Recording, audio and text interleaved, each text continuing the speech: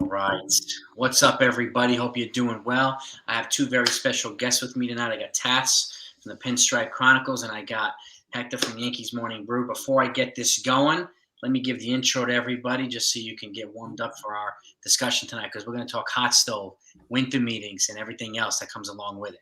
Hang tight. Oh, yeah.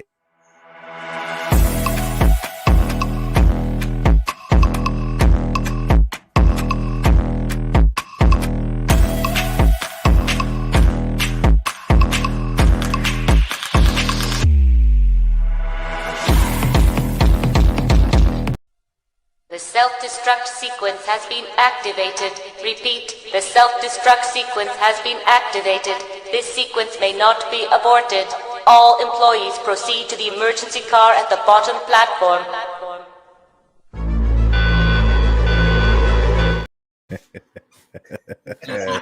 Oh yeah, Yankee fans gonna start hitting that button soon.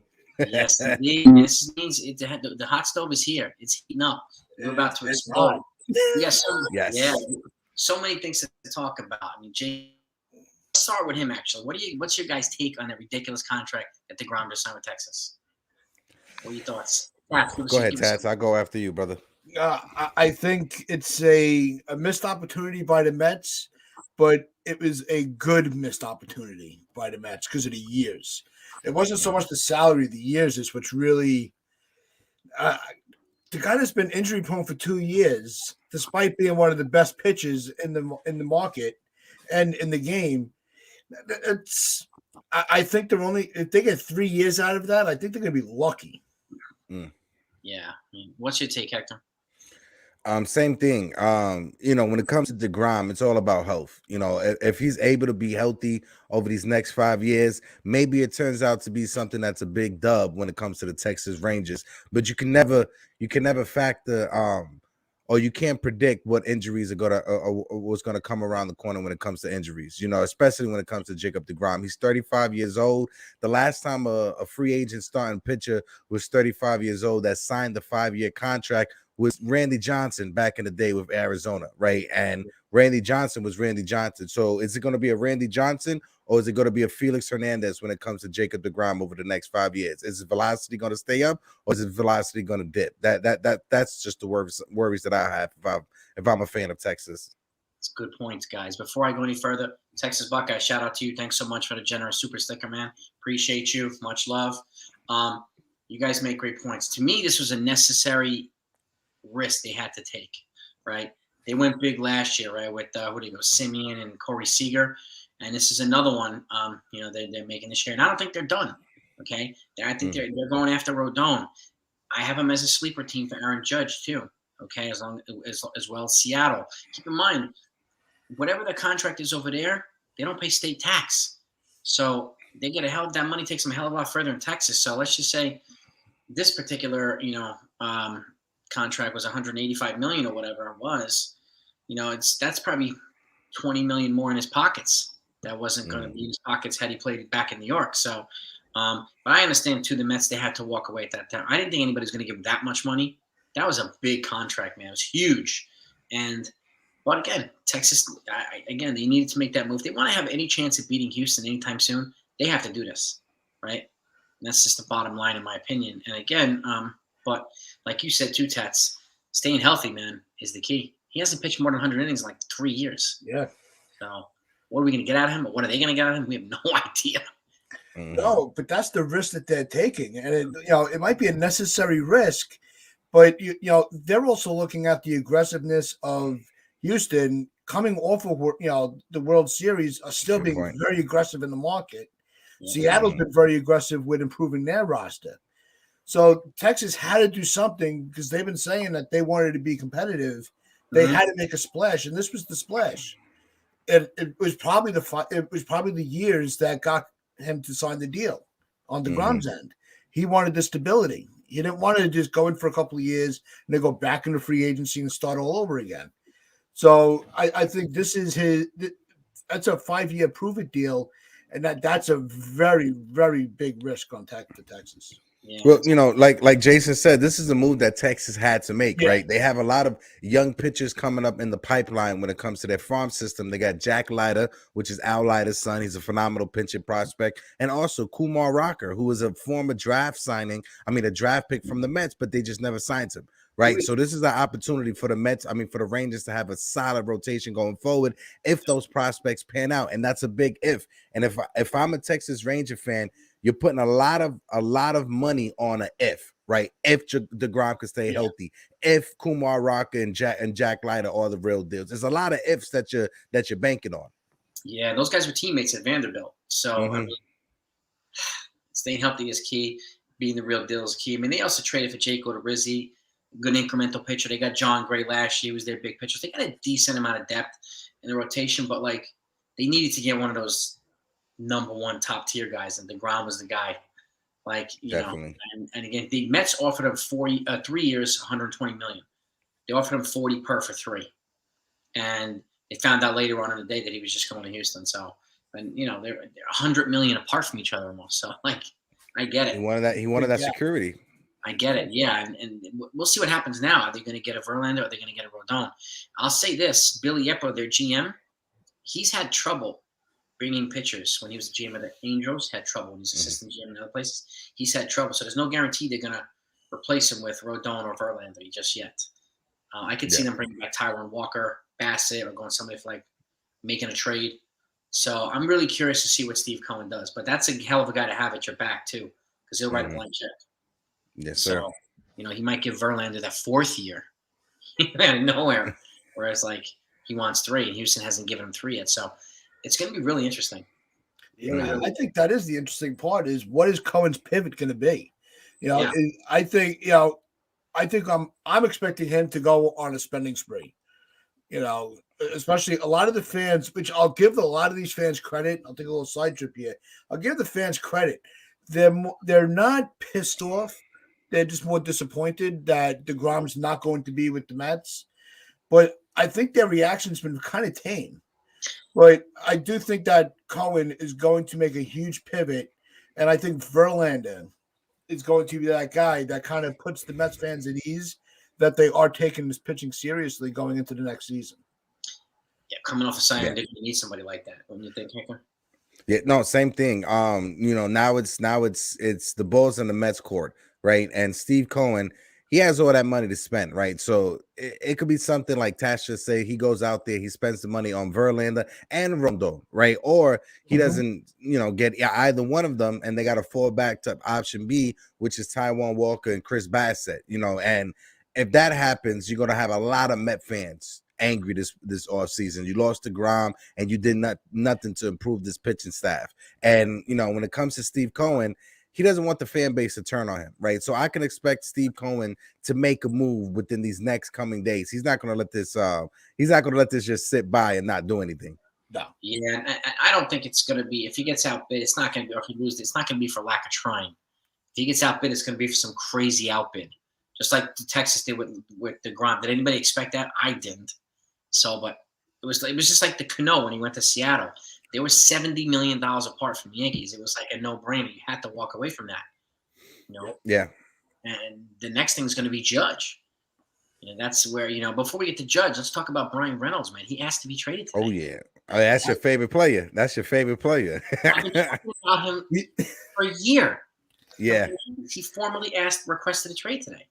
When it comes to trading for him now, the asking price may not be what it was before because, he's showing frustration, and Pittsburgh has to trade him now just because he doesn't want to play on the team. And, for a lot of people who watch basketball like myself, this is not a normal scenario in baseball, right? You normally do not have star major league players or just major league players themselves requesting to be traded from a team. You get that in the NBA and in the NFL, but this is a rarity when it comes to MLB. Shout out to chat as well. I see you got Mark Teamaker, Mikey Maz in the Ford Train Express. Tyler Tabbitt is in the building. My apologies. Go ahead, brother. Yeah, shout out to you guys. Alan, we got Ford Train, we got Aiden, Lorenzo, Keith. The whole crew is here. Yeah, I saw Fritz in there somewhere. Fritz is with us. Oh yeah, Fritz Walker's in there. I seen him. Yes, sir. CC.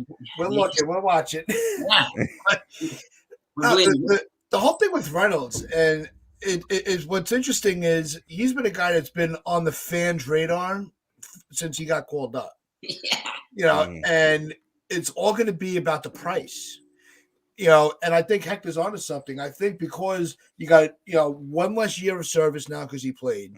So that drops the price. His frustration, they're not going to want a frustrated player being toxic in the locker room. So they might have no choice but to drop the price. And that's the perfect scenario for Cashman. Oh, yeah. Yeah. And he's got 3 years of service time, 3 years of arbitration. Yeah. He's just going to ARB now. So that's got good value. Let me ask you this, guys. What do you think the asking price or the package would be to get him, the Yankees?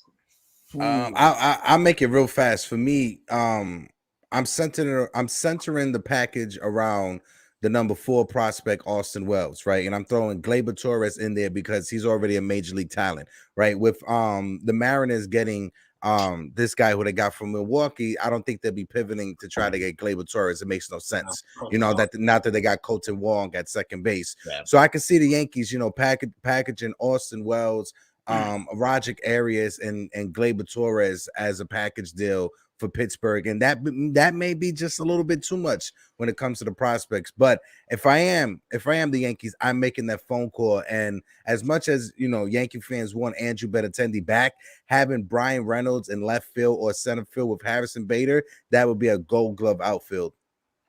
No, yeah, I think the abundance of prospects makes you want to pivot from Benintendi to Reynolds. For the points you just said. It might take, a Torres who's, still has an upside. We were saying on our show and in your channel on the Morning Brew the other day, Hector, Torres' stock is on the rise again because of the way he was very effective at second base. Gold Glove level? No, but a significant improvement in his defense and his focus going back into where he was comfortable. So that trade stock is on the rise again. So you package Torres with like a Wells, like you said, was a good one, or some pitching prospects. I would stay away from, the Volpe, Peraza. I don't Cabrera. I wouldn't get too into them because we've already seen we're already trying to figure out how to make holes for them to come up now. So now's not the time to move them. Last year you could have moved them because you had time to pivot from that. This coming season. Those 3 players are going to be vital to your success in the season. So I think those 3 are off the table as far as with the trades, unless there's no other way. Yeah, well, and speaking of, before I get to my thing, welcome to the porn trolls. Welcome to the cock and balls people. Those on the channel. Every time we're on a live stream, I get tons of porn trolls. Right? Masturbation, dildos, the works, whatever. You're doing something right if you got the porn trolls in the chat, bro. You're doing something right. You're doing something right. Thank you for the view as well. You got to thank them for the view because they may be coming over here to troll, but they are adding an extra view to the count. Appreciate the love. I feel like I'm in a Mina Hartley movie, but it's all good, man. Yeah. Lorenzo, Keith, all you folks, Truth Always, William, welcome.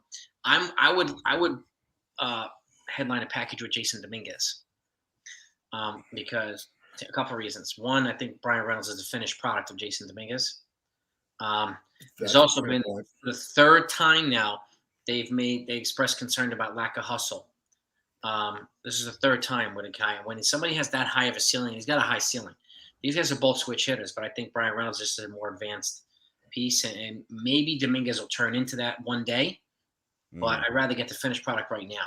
So I'm going to lead a package with Dominguez. Peraza, we might not need to add him because they've got O'Neal Cruz and Brian Hayes on the left side of the infield, unless they want to play him at second. But that's where you have Gleyber Torres you can add in here. But the crazy thing is, Brian Reynolds just had 2 years of ARB bought out for less than Torres is making right now. For $13 million for 2 years, he's making like $6.5 million a year for the next 2 years. It's just Gleyber Torres is going to make like $10 million this year. So I'm leading with Dominguez, probably Everson Pereira, probably Roderick Arias. And like a pitching prospect of some sort. I think it's going to take probably 4 top 15 guys, maybe 2 of which is in the top 10 to get him, I think. It's going to be a 4-for-1 type of deal. Yeah, and I think Yeah. there's going to be no shortage of suitors either. Dodgers will go after him. The Mariners will go after him. A lot of teams will go after him. But if I'm Cashman, I'm on the phone with him right now, trying to give him a deal that they can't refuse. Yeah. Especially with that money you were talking about. Like I said, in the start of the discussion, that's right up Cashman's alley. He loves those type of deals. Anything that puts more money into the stockholders rather than the players, he's all for it. And he's got the trifecta. He's got controllable years, low salary, and elite production. Yep. Those are pretty much the biggest trade assets you can get, right? And so it's going to cost a ton. But I mean, I've been talking about this guy for a year. I feel like I want to date him because perfect. That's hilarious. He'd be a perfect number two in his lineup, a switcher. Mhm. And if Aaron Judge happens to walk, to me, if the Yankees want to show fans that they're serious, they got to try to get this guy, and they have to bring in Rodon, and they have to do some other moves in order to show the fan base that they're serious. And now that he's made available, I think he's going to have a bidding war. The Pirates are going to say, well, he's not available. But when you have your superstar formally ask for a trade, you know what I mean? If Mike Trout asked the Angels to trade him, they're going to do whatever they can to do to trade him. Yeah. Make him happy to get as much back as possible. The Pirates are going to do the same. So yeah, and they, it's not like he was very subtle about it. No, he literally went on Twitter. It was like, get me out of here. I want to be traded like right now. I don't want to be no one. I don't want to be here anymore. Yeah. You know what it reminded me of? That Family Guy gif with Peter at the theater where he just stands up, his arms go up, goes, I'm out. And man. But let's pivot to Aaron Judge now, because we're hearing pretty much certainty he's going to get a 90. I think that's kind of expected anyway. What do you feel about his $300 million offer? What do you think? I'll give you my opinion last, but I think it's not even close to what the floor is going to be. What's your take? No, I think that's a starting point of what we hear, but that is not the finish line. You're looking at above 350. I think. I had said from the beginning on multiple occasions, my cap would have been 8 years, 320. That would have been $40 million a year for 8 years. Halfway through that contract, Stanton's off the books. You slide him to DH. There's no risk of that big body being burned out and overused in the outfield. It just looked too perfect for the timeline for a bigger contract. But the money is what it's gonna be about. I think it's gonna be that with the years. I think the money's gonna be a big factor. And how high do the Yankees want to go to keep him? I think it's more that than the years. If it's got to be, if you're getting 10 years for $32 million, that's a good deal for a guy like that. But once you go into that 350, 370 range, now you got to start worrying about how many years you're paying that out for. Yeah, and there's a lot of factors in this. Before I get to Hector, just want to answer CC. Had the Yankees signed anyone other than Rizzo? They brought back Severino on the team option, and they got Junior Fernandez on waivers from Pittsburgh, a power reliever. So that's what they've done so far, CC. Just want to get to you. Sorry for making you wait. And Tyler Talbot, shout out to you too. Dominguez, Peraza, Torres, Pereira, Warren for Reynolds, and Bednar. I think there's a chance they can get Reynolds without Peraza. Reynolds and Bednar, they're probably going to have to give up Peraza. I don't know about you, but let me turn to you, man. Sorry about that. No. It's totally fine, bro. Totally fine. When it comes to Aaron Judge's contract, right? $300 million.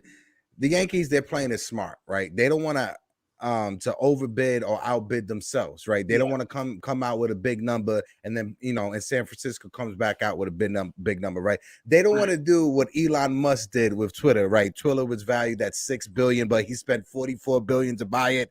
The Yankees don't want to do that, right? So when it comes to the Yankees, there's always going to be a limit that they're not going to be willing to go over. Howe's going to have a limit that he sets for himself in his head. Whether we know what the limit is, we're not going to find out until later on after these negotiations happen. But I can see the ending price being 8 years, 320, 330, around that range. Now, whether that be the Yankees or San Francisco, I'm not sure, but I want him to be back as a Yankee, right? This is our guy. This is our franchise player. He's the face of baseball, especially when it comes to the East Coast. And this is a guy that if the last three years of the contract is bad, so be it. That's in 2030. I care about right now. I want to win over the next couple of years, and there's no way that I could see this team next year without Aaron Judge being better than what they were this year. Yeah, not without. Yeah, I mean they're gonna have to make a lot of moves, man. A lot of moves. All right, let me just get to it's your boy here. Yanks got to make Judge want to come back by sign. Yeah, you have to make it hard for him to leave. And like I said, I've been saying this repeatedly. Like he says he wants to be part of a winner. Hal has already made it clear that they're back at pre-pandemic revenue, so they can spend. Yeah. So upgrade other positions. Do not wait for Aaron Judge to make his decision. Upgrade in other areas. And if you do that, and he still says no, and he leaves, you got better in other positions, and then you can kind of keep moving forward. But if you wait for him, you lose out on other guys. So he doesn't fix the pitching problem. He doesn't fix the left field problem. He doesn't. So he's one dude. So from them, like it's your boy. You guys have said it too. Like you got to make it hard for him to leave. How do you do that? Make the team better around him. And to add on to what you just said, Jason, you have to make him want to stay here, right? Yeah. If you're just worried about him and he just sees that you're not making any other moves, but he sees other teams are making moves, is he going to be that much inclined to stay here? No, you have to give him a reason to want to stay here. I get it. The money's a big reason, right? Having the captain title as well is a big reason, but you have to show him that you're willing to spend money and improve this team around him and not just put all the pressure on Aaron Judge. Yep, and 9 years, 42 million. Damn, that's 378 million. Yeah, I'm deucing on that one too. I'm deucing on. That's a lot of money. It's your boy, but yeah, I mean, anything you want to add to that, Tats? Yeah, no. The only thing with Judge being that impact player, that generational player, yeah, he may not have brought us a championship to this point. His story's not done yet. But when you look at the way that the youth become Yankee fans, like we have, or our parents and grandparents, whether it was from Babe Ruth to DiMaggio to Mantle, to Nettles and Mattingly and all those players, they were with us for the long haul. The Jeters and the Marianos for our generation. Those were those names that when you were a kid, you couldn't wait to wear their jerseys, mimic their moves, follow every game. So Judge is the next generation's player for them. So that's the impact that that puts the emphasis on having to bring him back. That's why I think that they're going to have to overspend of what were all our expectations were. They're going to go that extra mile to make sure, and it's not just the marketing. You need the next generation of Yankee fans, because who on this team is going to have that impact on without him? If Judge isn't here, who's that other player that those kids are going to gravitate to? Exactly. Yeah, I mean, it's not IKF. It's definitely not IKF. It's definitely not IKF. And shout out to you got D-Rod in the chat. He said, but all these millions is our monies. Yankees sign Judge, beer prices go up, which is true. Listen, I go to the stadium at least 5 to 10 times out the year. I spend $20 to $25 on chicken tendies. You better make sure my money is valuable into that organization. Reinvest that money onto the team, because the ticket minimum you're spending is $100, right? Then you talk about the food. You're spending $20 to $30 on food, $20 to $30 on alcohol if you buy beer or soda. Even if you don't buy alcohol, you just buy a lemonade. It's $12 for a lemonade. So reinvest the money back into the team. But doesn't it feel better spending the extra money when you're getting a quality product? Whether you're going to the stadium, even if you just go to the restaurant. Yeah. You can go to a 5-star restaurant, you're paying $35 for a piece of chicken, but it's going to be the best chicken you've ever had. Exactly. So you don't mind spending that money. It's the same theory. Yeah, exactly. Absolutely. People spend a lot of their money, especially people that driving from out of town. Right? Parking, merch, concessions. It's like layers and layers and layers of money that people spend hundreds, sometimes $1,000s. And if you go with children, forget it. Oh yeah, forget about it if you go with children. When I went to go see the Tampa Bay Tarpons, I went down to Florida, went to George M. Steinbrenner Field where they play at, went to the store to get my Aaron Judge jersey. It was a $300 jersey, $300 for an Aaron Judge authentic jersey from the team store. That's a lot of money. Yeah. I mean, and let me know what you think of this, guys. By the way, smash that like button. Man, we got 200 people in here. Let's try to get to 150 likes if you don't mind. We appreciate that very much. But thank you, guys and gals. This is my take. and let me know what you think. I think in order for him to move, and at the end of the day, I think he's going to wait at least until the end of the winter meetings because I think he's going to get a couple more offers in the winter meetings. He's going to want to feel them out and see whatever they are, right? And my two sleeper teams are going to be Texas and Seattle. Let's just say he's got two offers. Well, he's got one offer now. We're waiting for the San Francisco offer. Let's say he gets two more, Dodgers and Texas, whatever, right? And then gives him a little bit more time to feel it out. I think at this point, everybody can probably safely conclude that it's going to be at least 9 years, and it's probably going to be $40 million per year. So that takes us to 360. And I think in order to get him to leave New York, you're going to have to outbid the Yankees by probably 30, 40 million bucks, right? So that takes us to 340. If the Yankees want to get that back, they're probably going to have to outbid them by probably the same amount, right? So that 340 goes to 360 to 380 now. The Yankees have just added 80 million bucks like that. So how many teams are going to be there? It's probably less than a handful of teams, but I'm confident he'll probably get 3 or 4 offers. So I think at the end of the day, the floor is going to be like 360 now for Judge. 9 years, 40 million. And I don't think it's a question of between an 8 and a 9 year. I think it could be between the 9th and 10th year. Because if you have 4 teams offering a 9th year and they're all kind of in a ballpark, right? Mm-hmm. His camp is going to be like, who's going to give us the 10th year? 10th year gets the winner or whatever. Yeah. I think it's that to that point. This is an opportunity. This is, I think, the biggest season I've ever seen in Major League Baseball of anybody becoming a free agent. So he's going to cash in. He's going to cash in. And at the end of the day, he'll probably go to the highest bidder. But I think if a team like Texas offers him 360 without the state tax, Yankees are going to have to go to 400 million. Yeah. Well, that's what puts the emphasis on something that we've all talked about amongst ourselves and in each other's chats and stuff. The Yankees screwed up by even letting him get the free agency. He should have been locked up a lot earlier in his career. Years ago. Oh yeah. Yeah. After that rookie year, lock him up. The Yankees could have set that tone with all these teams that were locking up their young talent early, rather than trying to penny pinch and be like, well, if we don't have to pay him, why pay him? Yeah. And try to lock them up. Use these guys on the cheap rather than giving them their worth, especially guys like Aaron Judge. We saw them jump to give Aaron Hicks a contract, and then Judge is sitting in the wings going, "What the hell about me?" So that set a bad precedent. Releasing the information before the season, to try to embarrass him. These were things that were so unavoidable, and now the Yankees have to pony up for it because the guy bet on himself and won. Yep. So, what is my question now is, what is too much? Where if the Yankees just say, you know what, we've bid all that we can bid, we're out. To say, where we could turn around and be like, you know what, they made their mistakes before the free agent market hit, but they did put a valiant effort in. Is there a number? Yeah, I mean, what did they offer him? 8 years, 230 before the season started, right? It was 213. Was the 213 plus what he was making this season, 17. It would have been 230. But yeah. 213. So in hindsight, had he had a regular season this year, and not 62 home runs, that contract would have probably looked more reasonable.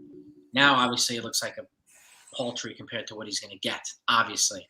But this is the thing, I don't always agree with what they do, but I'm not 100% against them leaking the contract number because, at some point, like they leaked it, whoever leaked it, 8 years, 300 million. I think they want to let people know that they made a serious offer rather than people automatically blaming or assuming that they made a shit offer. Yeah. $300 million is nothing to laugh at. No, That's it's not. A serious offer. Okay. Mm-hmm. Right now, they're the only team that has an offer out to him. Only team. The Dodgers made an offer, but it was 5 years, 200 and something million. It was a high salary, but a short amount of years. He rejected it immediately.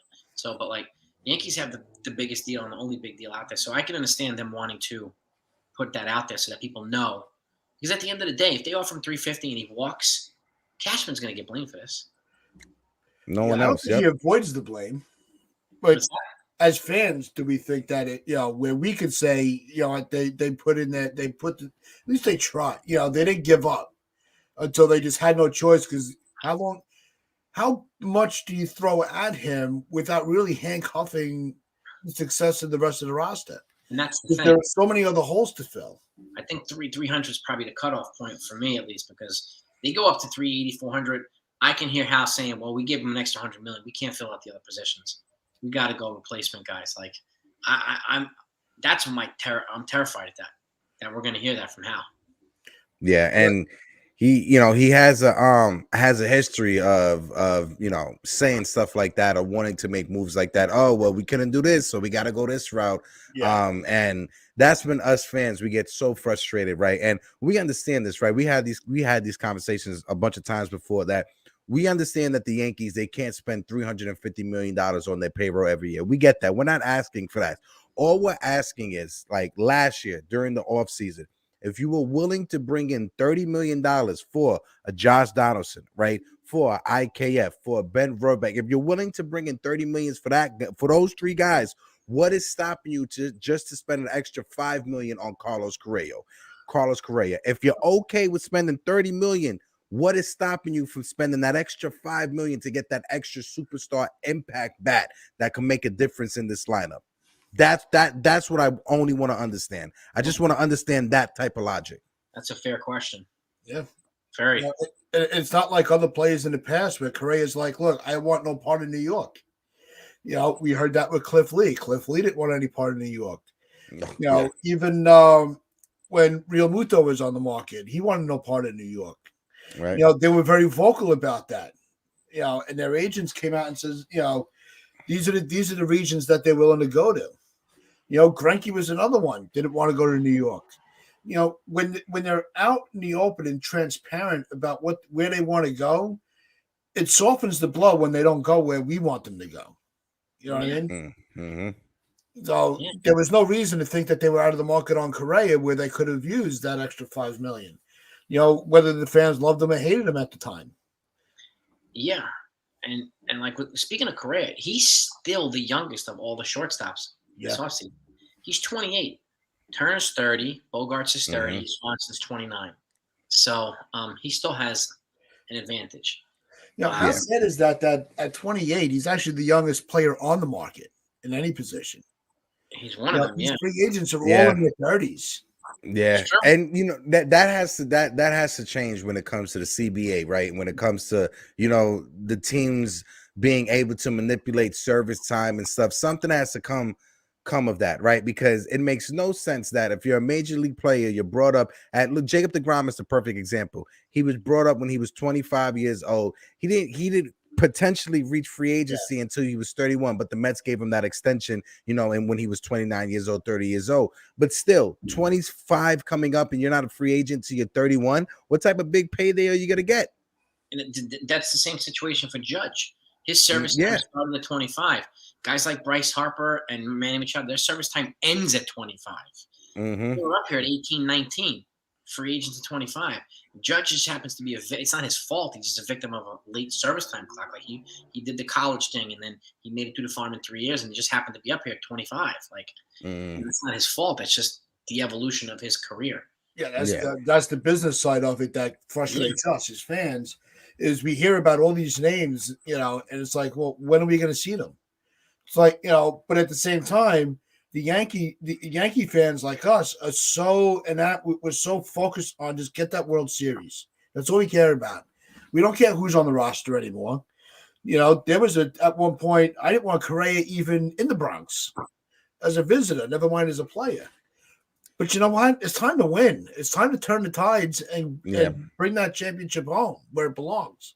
Yeah, But if we start bringing up all these players, I'll say they bring up Cabrera, Peraza, and Volpe in the beginning of the year, right? This in 23, and they struggle in the beginning. We're going to be screaming. We're not going to have the patience for them to figure it out like other teams would be. So our lack of patience as fans has just as much of an impact on the roster than the GM and the owner. Mm-hmm. Preach, Tats, preach. Yeah, a lot of Yankee fans, they got to learn patience. Patience is key.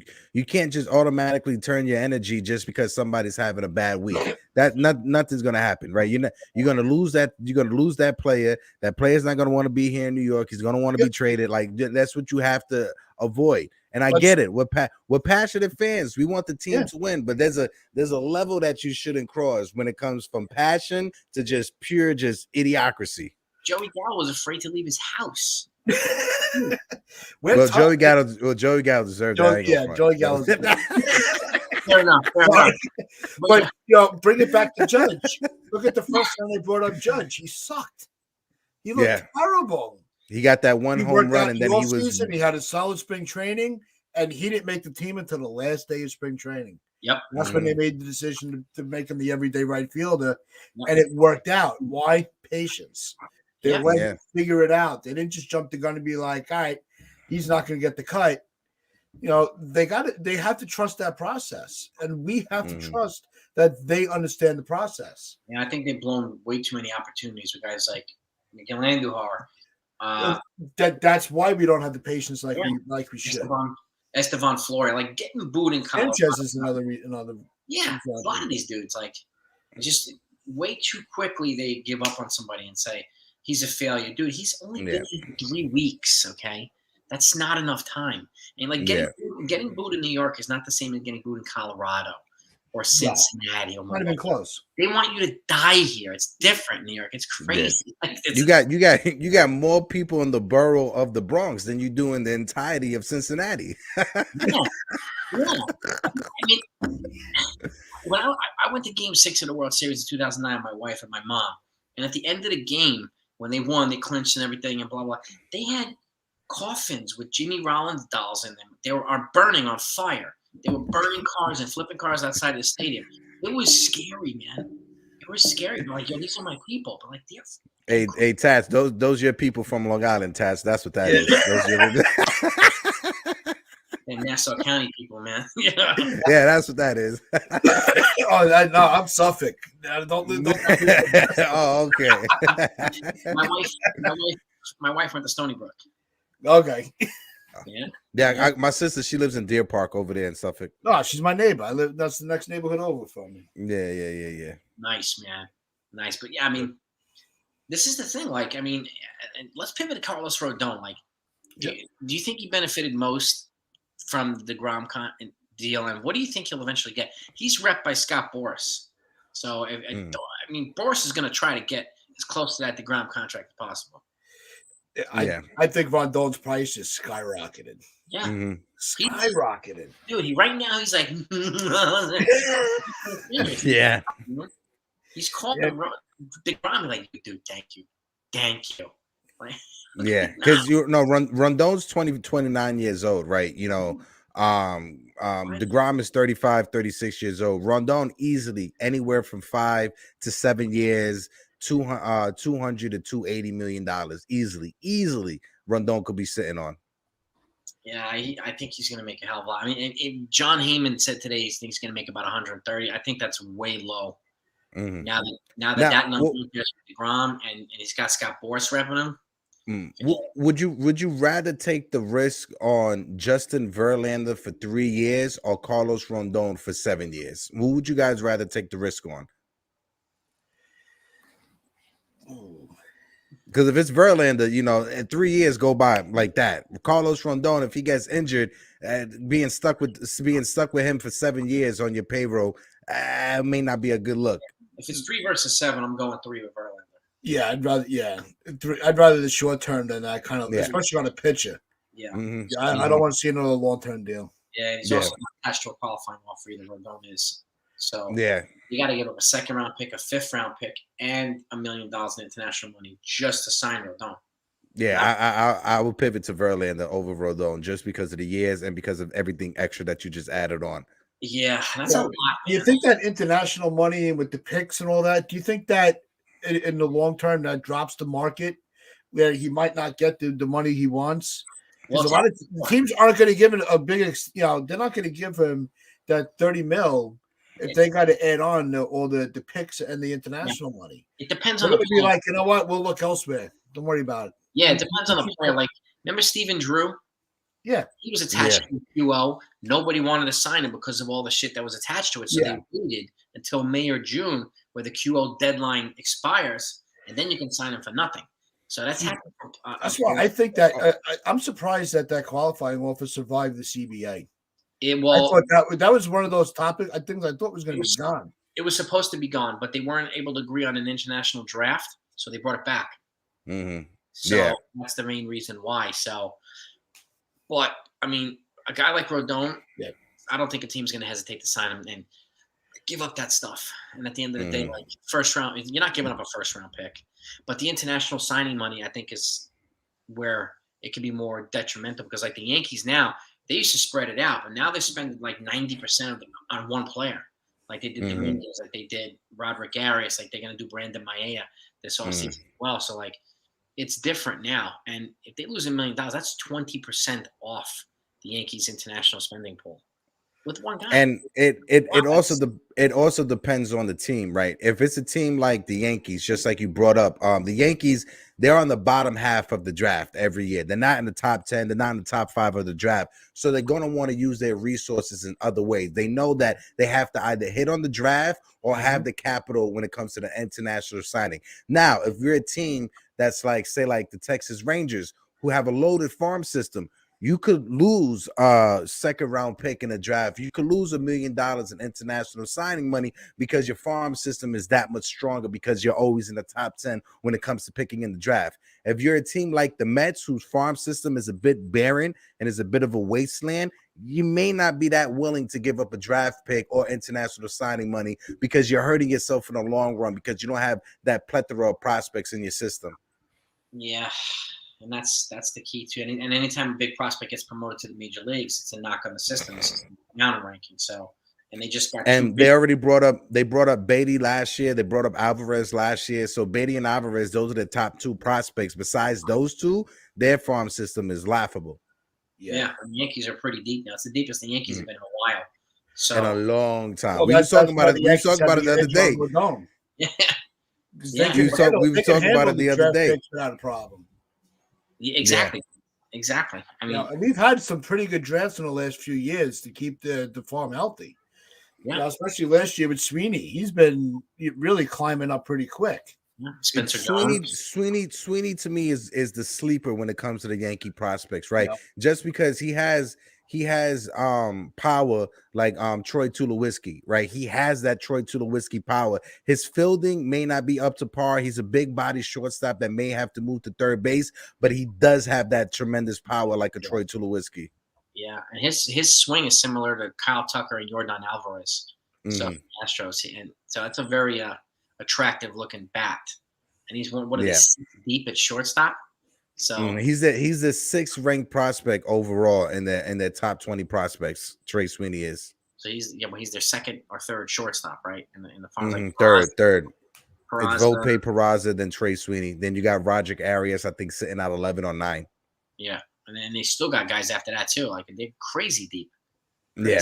So and that's the thing. There's so many different ways that they can go about this, and they can make trades too. I mean, I thought about Corbin Burns or Brandon Woodruff. It would cost a boatload to get either one, but more specifically Corbin Burns. There are other pitchers they can go for. But I get scary, right? I get a bit scared to pull the gun when it comes to a Corbin Burns or Woodruff because I'm like, you're the Milwaukee Brewers, right? You know you can't attract any big time free. Why are you so willing to trade your top 2 starting pitchers? Right. What is it that you know down the pipeline when it comes to their health? What are you seeing on their health reports? What's the physicals looking like that you're that willing to trade either one of those pitchers? That just puts me off just a little bit. But I will make the phone call just to entertain the conversation. Yeah, it's almost like when Tampa offers a pitcher, you know that pitcher is going to be shot. Yeah. When they ask for a pitcher, you hold them because they see something. You hold on to whatever reliever they calling you for. Yeah. Pitching factor like Houston, man. I mean, I don't know. I mean, do you think it could be because they don't think they can re-sign Burns or Woodruff because of the money that they gave to Christian Yelich? Because that contract is a monster that they gave to Yelich. And I think that's part of the fact. I don't think that's a key factor. Yeah. I'm hearing all the trade proposals I'm getting that they want somebody to take on Yelich's contract. And he's got 7 years, $175 million left. 25 per year.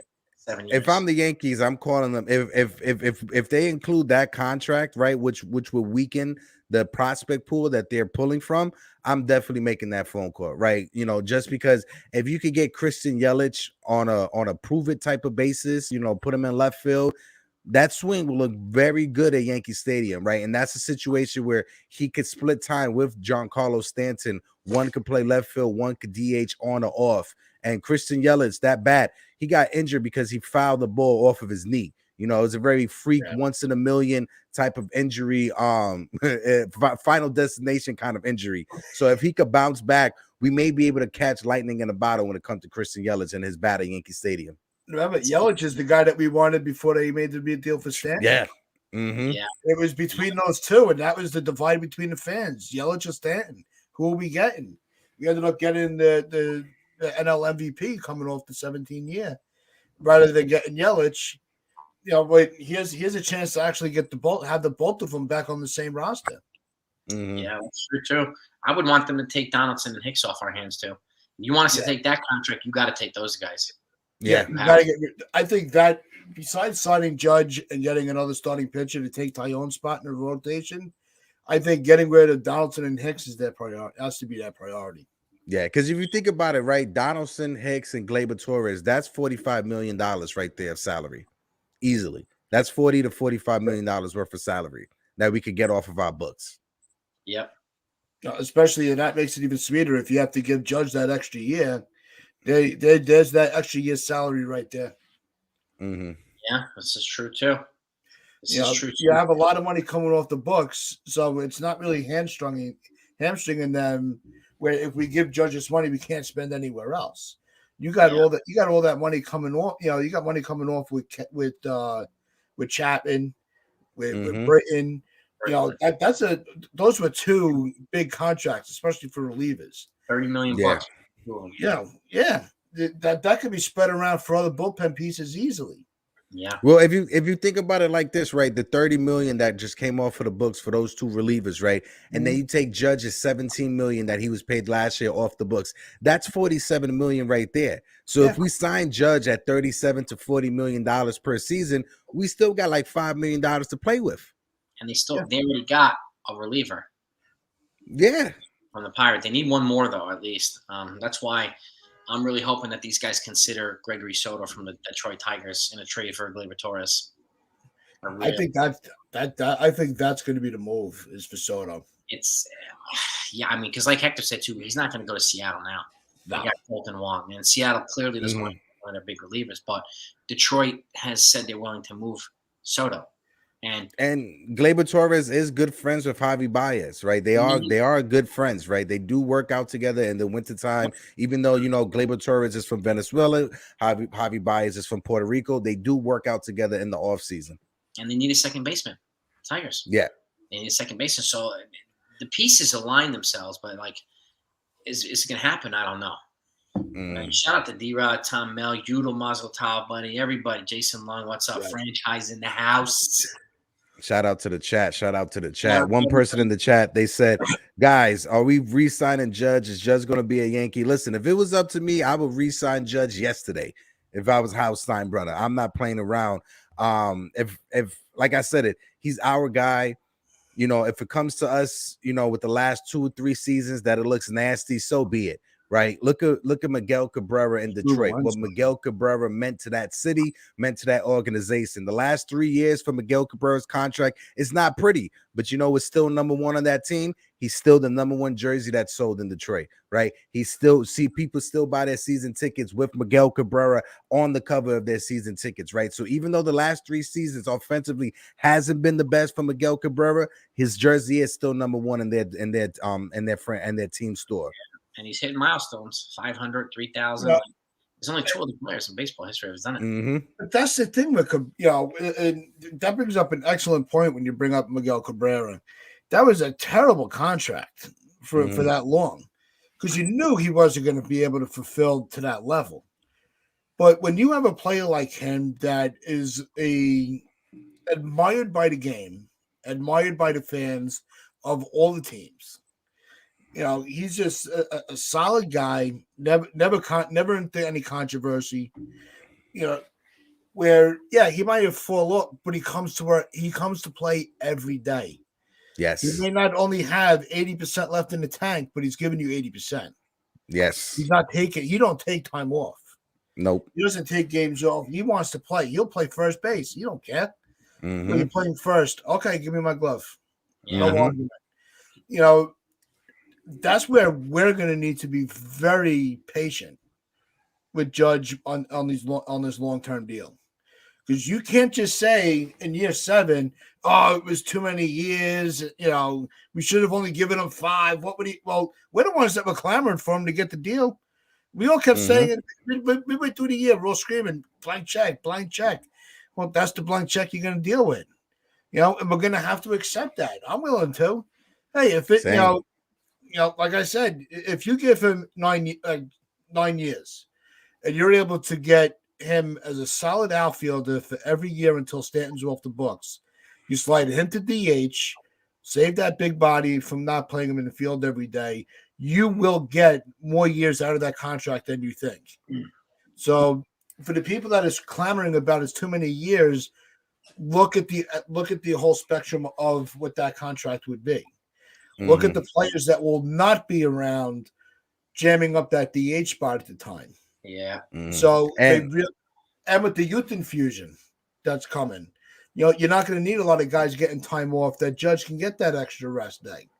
You'll have, you know, there's going to be a significant amount of players that can hold their own playing every day. So I don't think the years is really that big of a deal. I think it's going to be the money, like I said. And when you look at the contracts, right? When you look at Judge's potential contract that he could get and Giancarlo Stanton's contract, Giancarlo Stanton won't be a part of this team after 2027, right? 2028 is a team option with the Yankees, most likely will decline. So 2027 will be his last year with the Yankees, and that's in 4 seasons. So say if we sign Judge for an 8-year contract, the first 4 years he will be an everyday right fielder. After those 4 years, he could transition right into the DH spot because Giancarlo Stanton will be gone. And he could play the last 4 seasons as a DH and probably a spot right fielder once in a while, once or twice a week in right field. But we won't have to worry about it. If we're all saying that the first 4 years of the contract are going to be the best years of the contract, cool. Because the last 4 years of the contract, he could be an easy DH for those 4 years. Yeah. And it's a good point, too. I don't mean to hijack your chat. No, sorry. No, also think about in that 5 years. Do you remember when we gave that money to A-Rod? It was like what, $25 million a year. We thought, oh, how could you spend that kind? Well, what was look at $25 million now? That's nothing. The way that all these contracts are structured, it's gonna balance itself out. It's gonna level itself off, where it becomes a mid-level contract. Look at Stanton's not making that much money compared to all these other power hitters. And He's on the low end now. And Miami's eating $5 million a year or something like that. Too. They're not even paying his full salary. No, they don't pay his whole salary. I think you broke it down, Hector, on your show. Yeah, the last 2 next year is when we pay his whole salary. And the next 2 seasons we pay his whole salary. After that, the Miami Marlins, they pay I think $10 million 1 year and $15 million the next season. Yeah. So it's like the last 2 years of his contract, we're hardly even paying him. Speaking of Stan, I think with that team option, the only way they would exercise it is if he's close to 500 home runs. He's close to 400. It's going to be a milestone that gets him that. Exactly. So just like Pujols and some of these other guys. Yeah. D-Rod, shout out to you. The kids are good, man. Thank you for asking. Also, Fortran, you want Scrubble and Soto. We've been talking about Tarek Scrubble, too, for a while. He's one of their dynamic left-handed starters. He's got a boatload of talent. That's going to be a blockbuster trade. I mean, I like Screwball, right? I do like Screwball, Mazza, and Jason. I do like him, but I want the Yankees to go out there and get a number 2 starter that's already established. Reliable. I don't want them to get somebody that potentially could be a number 2 starter, because that's what we did with Jameson Taillon. We thought he was going to be the number 2 starter. He never turned out to be the number 2 starter, right? We went out there, we got James Paxton because we thought he was going to be the number 2 starter behind Luis Severino. That never turned out, right? So it's always been, let's go get the guy that has potential to be the number 2 starter instead of going out there and getting that number 2 starter. starter. We've seen it back in the days when they traded for Jeff Weaver from Detroit. We thought Jeff Weaver was going to be the next ace of the staff right next to Mike Mussina, and that never worked out. But why are we not looking in-house? Why isn't Severino considered a number 2? I think he's a legitimate number 2 starter. He has all the talent in the world. It's all about health when it comes to Severino, right? So if the Yankees go out there and we get an established starting pitcher like a Justin Verlander, we move everybody down in that rotation, right? Nestor Cortez becomes a number 3 starter. Luis Severino becomes a number 4 starter. Frankie Montas becomes a number 5 starter, and it just makes everyone in that rotation better. Very true. Now, T. Drake just made a point. Devers is going to be locked down. Now, I don't know if you guys have heard. They offered him $240. His camp asked for $300 or $60 million apart. I heard yesterday that the Red Sox are quietly fielding phone calls now on Rafael Devers. So there's a chance, probably small, that he could be moved. That would probably be one of the shockers of the winter meetings or the offseason. If they feel that would be insane if they. I would throw everything upside down. I'm gonna tell you this right now. If I'm Steve Cohen, I'm making that phone call and I'm giving up Beatty and Alvarez for Rafael Devers. Like that. Yep. No doubt about it. I'd offer McNeil for him. Yeah, and then something. Who's that guy that played third base for them? They got rid of JD Davis. They've been got rid of JD Davis. Yeah, it's the guy signed last year. I forgot. Who was really good for the first Escobar? month and a half. Yeah, Escobar. Yeah. They could move him to first and DH Pete Alonso, and to put Devers at third base. Right about that. You're right about that. I mean, Alonso's decent with the glove, but if you want to do that, you could do that. That'd be a huge splash too. Huge splash. But that one surprised me. I wouldn't be surprised if they move him. I think they're going to lose Xander Bogaerts. He's leaving. Yeah, and if they somehow trade Devers, they might as well trade Chris Sale too, and just do the full teardown. So at that rate, so what the hell's the point of keeping those other guys if you're going to give up Devers?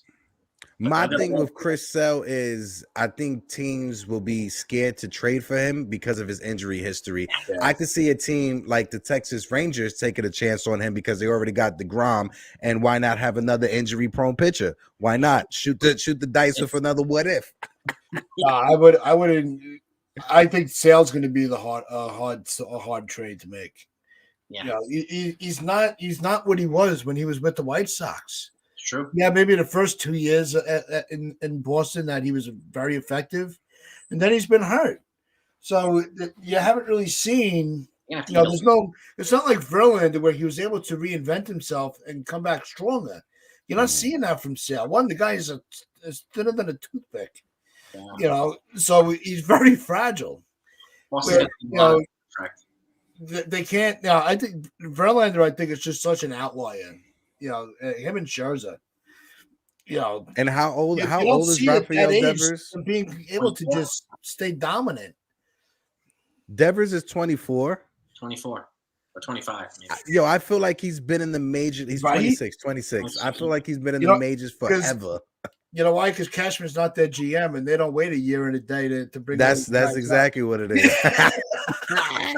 That's exactly what it is, Ty. If he was a Yankee, we wouldn't have seen him until he was 27 years old.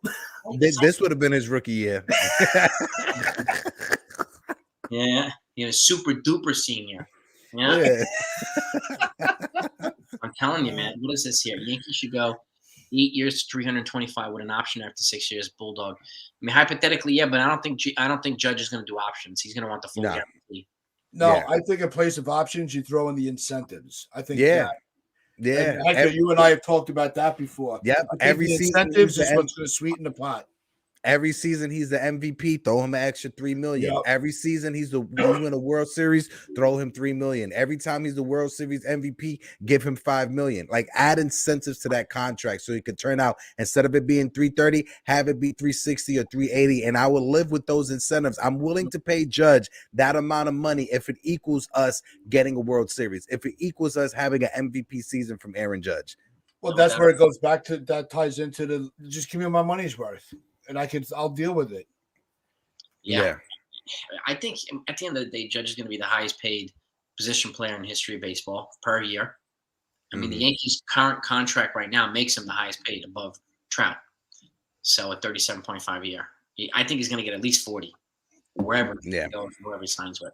I can't see him getting less. I'd be shocked if he got less. To be honest with him, I don't know about you guys, but I think 40 is going to be the threshold for Judge.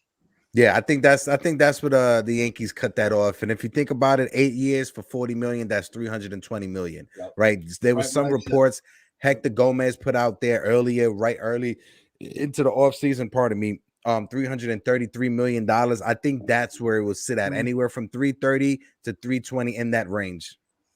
Yeah, for 8 years, yeah. I mean, if anything above that, it's be 360-ish. I mean, 9 years to 40 is 360. So at the end of the day, at least that's why I stood strong on 8 years, 320 milestone incentives. As soon as the ink is dry, you make him the captain. I think that I thought that would have gotten the deal done. But if he wants the 9 years, all right, so go do the 360. But put the incentives on there. Make him earn some of it too. Yeah, and also too, you gotta Judge. Do you want to spend the next 8 years in San Francisco or 8 years on another team? Like, how much is being a Yankee? How much does he value that? Right? If you win a championship with the Yankees, that right there just gives you an extra notch when it comes to the Hall of Fame.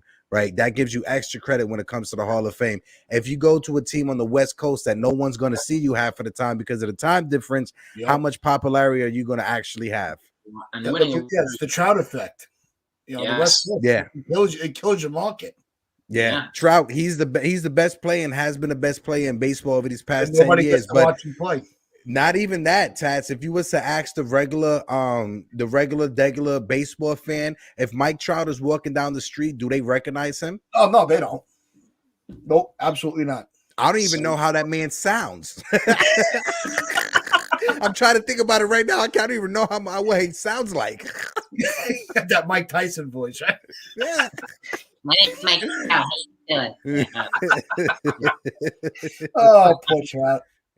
Dude, man. But fellas, I appreciate this convo. I got to dip out early. My fault. I apologize or whatever. But shout out to the chat. Shout out to you, Jason, Uncle Tats, and the Pinstripe Chronicles. Just so everybody know, if you haven't seen on the Knights of DJ channel, if you guys are a hip hop fan or if you're just a basketball fan, we had the legendary Ja Rule come by to talk to us about Knicks basketball. I know it's very random for us to have Ja Rule on a panel talking about basketball. But if you guys are interested in that, tune into the Knights of DJ. And like always, peace and love. Appreciate you, Jason. Thank you for having me on. Always a pleasure, brother. We'll talk to you later. Later, Tats. And please, folks, please support the Knights of DJ channel and Pinstripe Chronicles. Okay, these guys are part of 161 Mafia. We definitely want to support them by subscribing to their channels. They got great content, great podcasts, great conversations, and we're trying to make this Yankee family better. That's why we do this. So please by subscribing. I appreciate that. And if there's anybody in here that hasn't hit the like button, we got 230 people in here right now. Smash through that like button. Yep. Let's get to 150 likes. Can anybody? I can't see how many likes we have. I have no idea. So now with this new StreamYard thing, it doesn't tell us the likes. So, which is crazy. The Bulldog. What do we got here? We have a YouTube channel. If you guys would like to go and subscribe, please link your channel in the comments, Bulldog. Yeah, we're big supporters of each other, so we're always looking for other channels to interact with. Yeah, and Pinstripe, link your channel in the comments as well. Yep, absolutely. Get that in there so you can go right. We got 121 likes here. Can we get to 150? Let's see if we can get to 150, gang. But yeah, the Knicks are having some trouble right now, so we got to get them. We got to get these guys going, man. But at least I'm happy that the Jets are playing well. So. I'm shocked that the Jets are playing well, but Fortrain, appreciate that. You just subscribed to the Chronicles. Thank you, man. We appreciate that. Thank you. Yeah, we want to try to get these guys up. They're on the road to 1,000 subscribers. So yeah, the Fortrain, they're awesome. We talk on the morning brew often in the chat section. So I was on his live earlier today. Fortrain, we had a good talk too, and it was right around the time when the Reynolds news broke. So we were all like, "Oh shit, man!" It's crazy. Just when the news was breaking, it was like, especially don't think with DeGrom. with how we all started out, the first thing I did was my cousin and my brother are big Met fans, and I sent them the text message, and they were like, it was too many years, and I was like really surprised of how they were like, all right, if he wanted to chase the money, let him chase the money. We could spend that elsewhere. They really were more reserved about it than I anticipated. Yeah, I think even Mets fans were like, I heard, the people were like, all right, he's going to get like a 3-year deal of $40 million per, which is what the Mets offered. And I think most people thought that was reasonable, right? And which it was, because this guy's, I feel like he's one pitch away from his arm falling off. So, and as much talented as he has, but like getting his 5-year deal for that much money, I didn't think anybody thought he was going to get that much, honestly. Yeah. So I think the Mets fans are like, yeah, even us Mets, like Uncle Steve, we had to walk away. We had to, and we got to get somebody here who's more reliable. We need somebody who can just throw every 5th day, and he hasn't done that. So it's a shame. Yeah, and it is going to be the pivot. Now, the one pitcher that is from our camp with Tyone. I'm curious. Now, my guess is he's either going to go on a short-term deal with either the Brewers or the Reds, but I think it's going to be in the NL Central. What do you think about where Tyone's going to go? Tyone, I could be one of those, or the Angels, or the Orioles. I think the Angels want to bring in another pitcher. They brought in Tyler Anderson. I think they're trying to show Trout and Ohtani that they're serious about winning, and they need another pitcher. So I could see those teams as well, the National League Central. Fortrain, thanks for coming out, man. I appreciate you always, man. Be sure to subscribe to Fortrain's channel too. Thanks for having me in your live as well, brother. Appreciate that, man. And always a pleasure. Tyone, it's crazy. Like, once Verlander and Rodon are signed, and he becomes the big dog. Yeah. And his price will probably go up too. Which is, I initially wanted the Yankees to give him a qualifying offer, because I thought he was going to get a contract like $50-60 million. I didn't think he was going to accept the qualifying offer, which would have given the Yankees, put him in a position to get more prospects and everything else back, but it didn't happen, unfortunately. And even if he did accept it, I would have been fine with having him back for a year. The Yankees are familiar with him. I would have been okay with that. Now I'm getting some news here. Orioles are pursuing Carlos Rodon too. Who else here? The Giants, the Twins, the Dodgers, Texas Rangers, Mets, Yankees, and now the Orioles are the teams that are in heavily on Carlos Rodon. No surprise. Twins maybe a little bit, but no surprise. But nothing else has happened right now. But Rodon's market is heating up, and so is Verlander's. Okay. Well, can you see? All right, let me ask you this. If Judge comes back, what are 2 moves that you would still make as a Yankee GM? And then if Judge leaves, what are 2 moves that you would make? So with Judge here, the first thing I would do is I would also, my next shift of focus would be Benintendi. I think that would be my next focal point. And then my second move would be a pitcher like a Rondon or someone of that caliber, even if it's through a trade. But after Judge, my first move is left field and starting pitching. Yeah, if Judge leaves, I'm in that mindset where we may just have to take a back seat, and as much as we're going to be able to remain competitive, I would start really just putting a lot of the youth into the roster and start to seeing what we have. Because without Judge, I just don't see where we saw the effects of what Judge was and how he carried this team through all the injuries, all the obstacles that we had. If you take Judge off that team, we're not even in the wild card game. So I think that's going to be that situation where we may see for the first time in almost 25 years that the Yankees finish under 500. It could be. It depends on what they do if he leaves, and that's the key. Like, I've heard, we'll have to see how accurate that is, that Cashman and Hal are not on the same page as it comes to pursuing Judge right now. But apparently they are on the same page that if Judge walks, they're going to pivot really quickly, and they have a plan. Well, the plan, we don't know what the hell the plan is, because if they don't know that plan, that's the problem. Exactly. And if the players that they want in their plan are half of them are gone now, they got to come up with a new plan. So, and that's why I would not be waiting for Judge to make his decision. Why are they waiting for him? Why? Doesn't make any sense. That's what doesn't make any sense. It's like, like you said earlier, jump on, start making some moves now. Don't wait. If you're able to, because once judgment, we already anticipate that the DeGrom market for pitching is going to elevate everybody else's money. Don't wait for Judge to raise everybody else's asking price. Exactly. You got to start getting these guys now. Yeah. Which is why, while you're waiting for Judge, you're going to be spending the money for Benny anyway. Just go and make the move.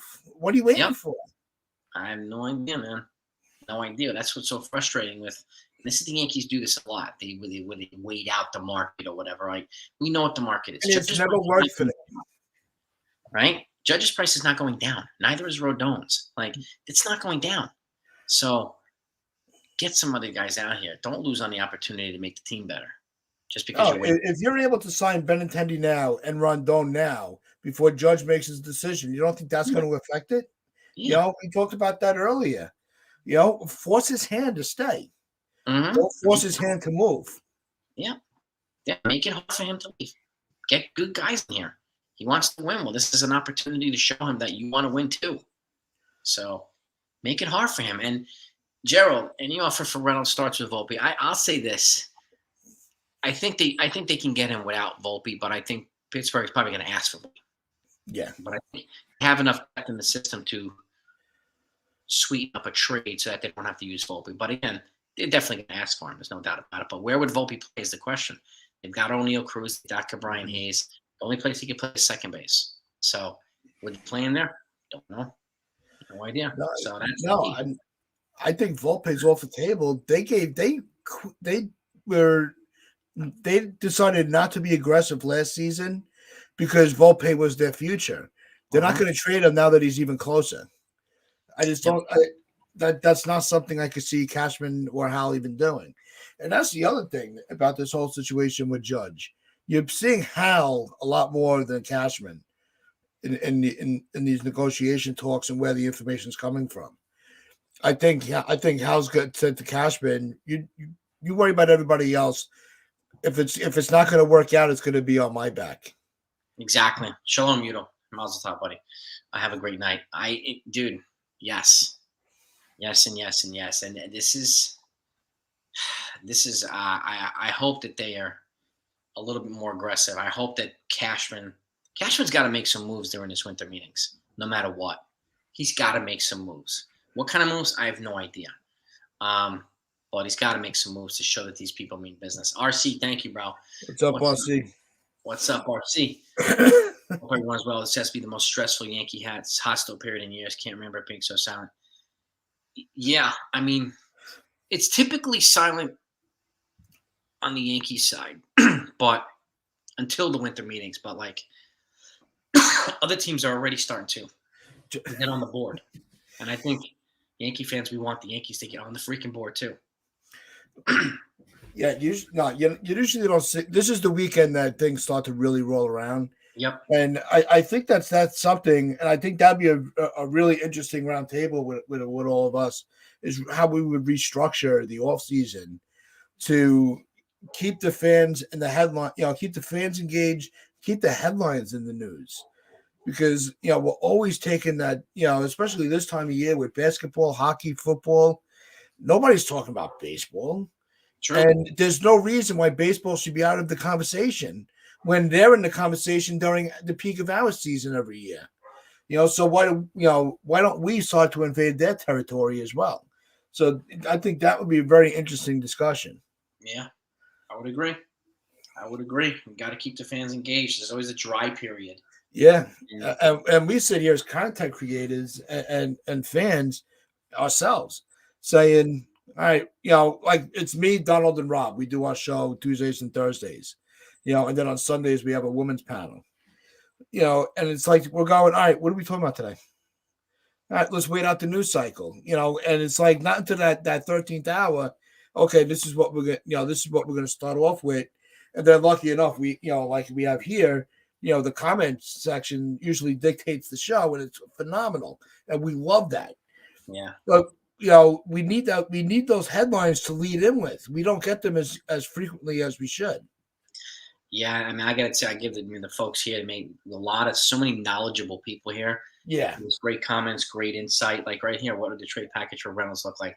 And Bednar, it would Dominguez, Wells, Everson Pereira, Will Warren, and like probably two more, maybe prospects in the 15 to 20 range. But it might cost more than that. I mean, Bednar is a power reliever. He's got 4 years of control left, and Reynolds is a superstar player with 3 years control left in the outfield. So that would be a blockbuster trade. I don't know about you, Tats, but what would you give up for these two? That's a lot. think the price would be too high. For me, I'd pick one or the other, and I'd go with Reynolds. If I had to choose one, it'd be Reynolds. Yeah, most definitely. Yeah, only because we need that outfield depth. We don't have that right now. We also, we need to hold cards. You don't want to unload your whole, farm in the off season and then have to pivot in the trade deadline and go, okay, now we have all these holes because of injuries, because we know they're going to happen. Or some people don't work themselves out. All right, we need to move on from this guy, and we have nothing left in our arsenal. And now we're stuck holding on, onto these trash players that we can't move.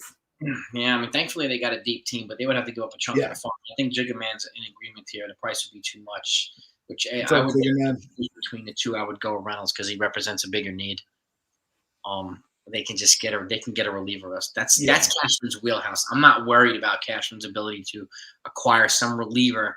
Now, I never heard of Clay Holmes until he came here. No, we all were throwing a fit when they made who the hell are you trading? Why are you trading for these nobodies? Yeah, when you took that 24 hours to dive into his numbers, and you're like, you know what, this is actually going to work itself out.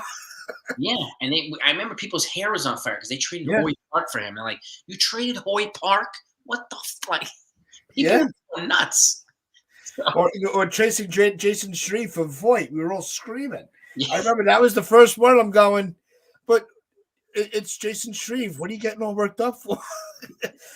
We trade away these players that have no bearing into the market. They're not gonna may have our season ride or die. Sure. Look at the Montgomery trade this year. I will tell everybody in the chat right now, I was furious that they traded Montgomery. Furious. I was a huge Montgomery fan. I wanted to see him become the next Pettit lefty in the Yankee organization. I think this kid has such a ceiling that he hasn't reached yet. And I'm like, you traded him for an injured player. I'm like, that was such a Yankee move. It pissed me off. You traded for bad enough we have injuries. You're trading for injuries now. And it paid off in the postseason. We saw where you could really be. And Beta, he won me over. I was sold. Yeah. But it's that fan reaction, and that's what we love about it. We need more of it. We don't get that in the off season. And this is the benefit, I think, one of the cool things about being a Yankee fan, because there's such a knowledgeable fan community. They know their stuff. They know what they're talking about. They can have in-depth conversations. It's a really knowledgeable fan base. And that's why I love that. And they push you, right? They push down, they push everybody. But you also know where you stand because they don't really beat around the bush. And I appreciate that. I'd say you could put any Yankee fan against a Brewers fan. The Yankee fan will tell you more about the Brewers than the Brewers fan. When we dive into our fandom, we don't just stick to our team. We're watching all of yous. Yeah, we're our eyes are everywhere. We're watching games that we don't even need to be watching because we're looking to see who's that next guy that we can get. Exactly. That's the thing. Who can we poach from your team? Yeah. Yep. And the fans do a better job than the scouts. 100%, man. Fans, I mean, we're like mock GMs, mock scouts. Like, we're 24/7 GMs. We always have our GM hat on, and we always have our scout hat on. So this is what we do. This is what we love to do. Yeah. Now, speaking of Benji, I mean, when do you think Judge will sign personally? I think the earliest he'll sign, the earliest will be, at the end of the winter meetings. I think he's gonna try to get a couple more offers because he only has the Yankees offer right now. He hasn't even gotten the Giants offer yet. Well, that we know of. That we know of, exactly. They could have just gave him the offer and it just hasn't been released. So who knows? Too. But that's also why the Yankees need to be very cautious because you don't know what they offered. You could be, like you said earlier, you don't want to outbid yourself. So exactly. I think the deal is done in the next 10 days. I think if it goes past 10 days, there's a third team that hasn't been publicized yet. Yeah, that's doing everything up. I do think he's waiting for a couple more offers. So, and I think he'll get something at the winter meetings. What, we have no idea. But I think probably the next 10 days also. Now, Texas Buckeye. And shout out to Texas Buckeye. We need an in-your-face catcher contact little pass. So we'll wrap up with this. It's just funny. I mentioned this earlier. There's a good chance that the automated strike zone is going to be here sooner than later, which is going to make pitch framing, what Jose Trevino is kind of known for, potentially a thing of the past. So does it make sense to go and get a guy like Sean Murphy from the Oakland A's to alternate? Because we got Ben Warfet, but Ben Warfet is also known for his pitch framing. He's also a Hulk, and he hasn't been able to stay healthy. He is huge, Warfet, okay? He's got power, but can't stay healthy. So does it make sense to get a guy like Sean Murphy, who's a more traditional, he's a good defensive catcher, he's got a good bat. He's more of the old school type catcher. What's your take on that? I mean, the automated strike zone will change things. Yeah, the catch. That's such a tricky position nowadays. It's not like it used to be, where you had your clear cut view of that's a catcher. I think the Posies, Molinas, the Posadas, like the ones that we watched, they're all gone. You're not going to see that anymore. It's all about and a lot of these catchers are going to have a hard time with that automated strike zone. Because one of the skills that we're always talking about is their pitch framing. Well, you could toss that stat out the window now. Yeah. So that's gone.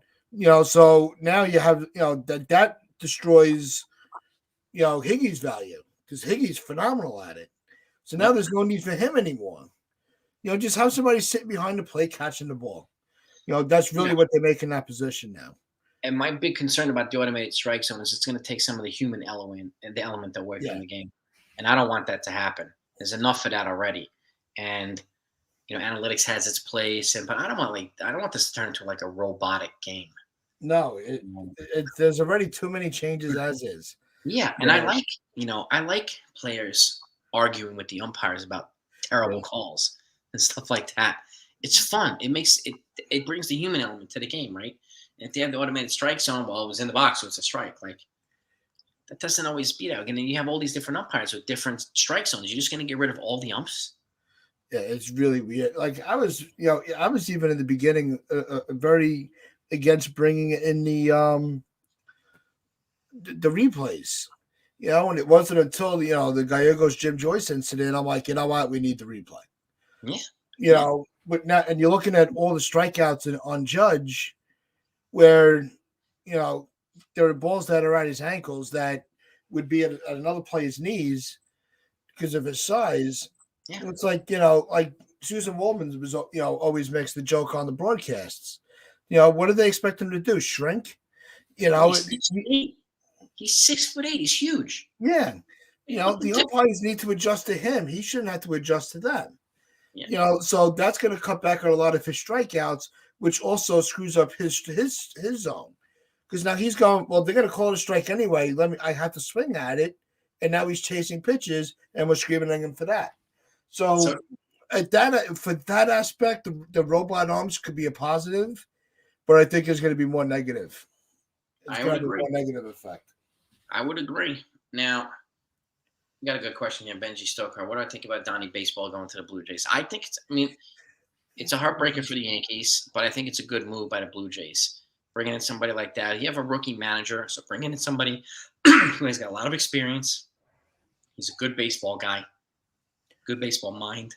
And with that impatient but very talented lineup, aggressive lineup of the Blue Jays, I think he's a good guy to come in as a bench coach and kind of help in a lot of different ways. He could bring a different perspective, and I think he would go a long way towards helping some of their hitters, as well as the manager. Help kind of, he's gonna be the Tom Hagen, the consigliere for the manager. So, and what better guy to do it than Don Mattingly? And it's probably a springboard getting back into managing at some point as well, because he wants to stay engaged in the game. So, a good move for the Blue Jays, man. I would love to see them for the Yankees, but I didn't. And I know I'm going to catch heat for this, and I respect it. Yeah, I respect it. But at the same time, managers are hired to be fired. Do we want to have such an icon like Mattingly? And the reason that so many of us are baseball fans like myself, in Little League, I idolize that guy. I don't want to hate him because he lost the World Series. I want let his legacy stay as a Yankee player. We don't need him in the coaching staff. I think that would be a mistake. With him being now in the division against us, that pisses me off. Mm-hmm. When he was with the Dodgers and the Marlins, it was cute. He was playing manager. And he was okay. He wasn't great. He didn't win anything. I didn't see him as some phenomenal life-altering manager. But yeah, I didn't want to see him managing in the Yankees just for that reason. And that reason alone. Nothing against his knowledge of the game, but I wanted to keep his legacy as a player because managers are hired to be fired. Yeah, and I just don't want him to be a big part of the Blue Jays overtaking the Yankees in the AL East or something like that and knocking us out of the playoffs or whatever, I don't want that to happen. That would hurt really bad. Be a punch to the gut. I like this comment from Billy Branch. Yogi Berra was a Yankee legend, wasn't a great Yankee manager. That's actually, I think that's the exception to the rule. With Berra, we scored it with. Good point. We don't talk about that a lot, actually. And I'm kind of going against my own point. There have been managers that were players that still had the respect of the fans. Yeah, Billy Martin. He got hired and fired. Billy Martin. Love Steinbrenner, man. Yeah. It's so. Yeah, I might be going against my own point, but I guess maybe because my first player I loved was Mattingly, so that might be why I'm using. I just don't want to see that. No, I hear you. I think that's one reason why I don't want Jeter to become a GM, and I don't think he'll become a GM because he has a legacy he wants to protect. And is he really going to come here and be a yes man to Hal? No. I don't think he's ever going to do it. But even they said it. The Yankees even admitted it. Jeter was already an owner. Why does he want to take a demotion to be a GM? Sure. Unless he gets part ownership of the team. And I can't see Hal giving up part ownership of the team, especially when they're just barely majority owners. So, amen, Jigga, man. It does suck that it's Blue Jays. Amen, brother. Yeah. I can't see it. I don't know that. I could see Jeter being special assistant or consultant to Hal or something like that. Yeah. But GM, I just can't see it. Cashman absorbs hatred from the fans better than anybody I've ever seen, honestly. So, and he makes these guys filthy rich, and he just brushes off criticism and hate like this. Like he's like a ninja GM. So he doesn't always make the best moves, but he's had a lot of success here. But again, he does what Hal wants, and that's why he's been here for 25 years. That's what the owners want. So, and I mean, I got to get going, but I do want to leave saying one thing. I think that the Judge, you'd be my sidewalk for you. Is Judge deal is done in 10 days. 10 days. I think Rondon is going to be the next priority. Even though I would prefer left field, I think they're going to switch to Rondon. I don't think they're going to worry about the draft picks more than the international money. I agree. I think Hal has taken the helm as far as these free agents are going, especially with Judge. Because you got to keep Cashman as far away from Judge as possible because you don't want to piss him off. And I think Judge is the first offensive piece to fall, not only in the American League, but for the Yankees. Yeah. Once he falls, the other dominoes will fall. Right now, she'll probably be pitching for the next week or so, unless something happens with a trade or whatever. But he's the big one. He's the number one. He's the number one. So with that, we'll wrap this up. I want to thank you guys for coming on. Pinstripe Tats, I want to thank you for coming on as well. Thanks, Jason. I appreciate it. And we'll do it again. And thank you so much for everybody. If anybody hasn't hit the like button, please smash it on the way out. And we'll be live during the winter meetings a bunch of times. We'll keep you updated on everything. And if anybody in here hasn't subscribed to 161 River or Pinstripe Chronicles, be sure to do that before you leave as well. I appreciate that. Make sure you tag your channel in the comments so people can go right to it. Link your channel there, Tats. You got it. So, and we do our live shows on Tuesdays at 9:30 a.m., on Thursdays at 10 a.m., and then we have a women's panel, which is really interesting. Sundays at 11 a.m. So we'll be doing that throughout the postseason, throughout the off season, and during the regular season. Every morning we are on. We are live to talk with everybody about the games. So it's a very fun channel. You guys would love it. Yeah, I mean, I'm coming a regular on their live, their pair podcasts as well. They have a great podcast. So, and I generally don't recommend everybody. This is one I do recommend. So please check them out and please support them by subscribing. Peace and love, everybody. Have a great weekend. Tats, I'll talk to you next time, my friend. You got it. All right, my man. We're out.